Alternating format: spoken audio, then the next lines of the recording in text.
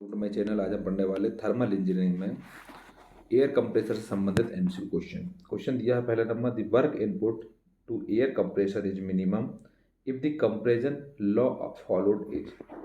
Air compressor जो कि work करता है उसको कौन से कंप्रेशन लॉ के लिए करता है, तो इसका आंसर हो जाएगा आइसोथर्मल पीवी इक्वल टू सी। ये लॉ चलता है इसमें एयर कंप्रेसर के लिए, तो आंसर हो जाएगा isothermal PV equal to C.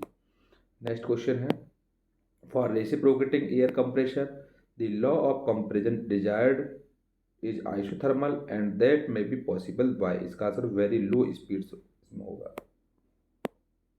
Next है, work input to the air compressor with n as index of compression, तो इसमें क्या हो जाएगा, increases with increase in value of n हो जाएगा।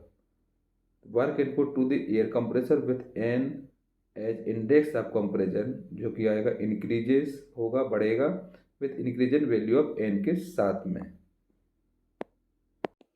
इसमें आपको फार्मूला बताना है, work done in a single stage single acting air compressor without clearance per kilogram of air delivered when the compression process is isothermal is given by. तो इसका option दिया हुआ है, ये इसका आंसर हो जाएगा P1 V1 log E P2 upon P1, ये इसका आंसर होगा। नेक्स्ट है, the clearance volume in reciprocating air compressors is provided to accommodate valves in the head of the compressor। Next question है, with increase in clearance volume the ideal work of compressing 1 kilogram of air, इसका answer remains same रहेगा इसका। Next question है, in reciprocating air compressors the clearance ratio is given by, इसका answer होगा clearance volume upon swift volume. Reciprocating air compressor में clearance ratio का जो formula होता है वो होता है clearance volume upon swift volume, दोनों का रेशियो होता है वो क्लियरेंस रेशियो कहलाता है। नेक्स्ट है, with suction pressure being atmospheric increase in delivery pressure with fixed clearance volume does not change volumetric efficiency, इसमें वॉल्यूमेट्रिक एफिशिएंसी चेंज नहीं होती है। नेक्स्ट है, mechanical efficiency of reciprocating air compressor is expressed is, तो IP upon BP, indicated pressure upon brake pressure होता है, जो ratio होता है वो मैकेनिकल एफिशिएंसी कहलाती है। नेक्स्ट है, for the same overall pressure ratio the leakage of air past the piston for multi stage compression as compare to single stage compression is, इसका आंसर हो जाएगा लेस।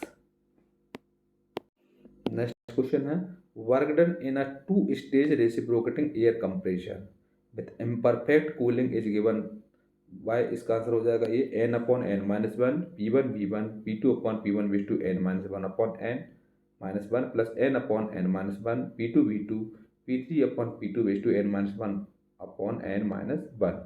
ये फार्मूला हो जाएगा work done in a 2 stage reciprocating air compressor के लिए, क्योंकि imperfect cooling के लिए दिया जाता है। तो n upon n minus one P1 V1 P2 upon P1 raise to n minus one upon n minus one plus n upon n minus one P2 V2 P3 upon P2 raise to n minus one upon n minus one. अगला question है, work done in a 2 stage reciprocating air compressor with perfect intercooling is given by के लिए, 2 stage air reciprocating air compressor के लिए perfect intercooling के लिए 2n upon n minus one P1 V1 P3 upon P1 raise to n minus one upon n minus one, ये इसका formula हो जाएगा।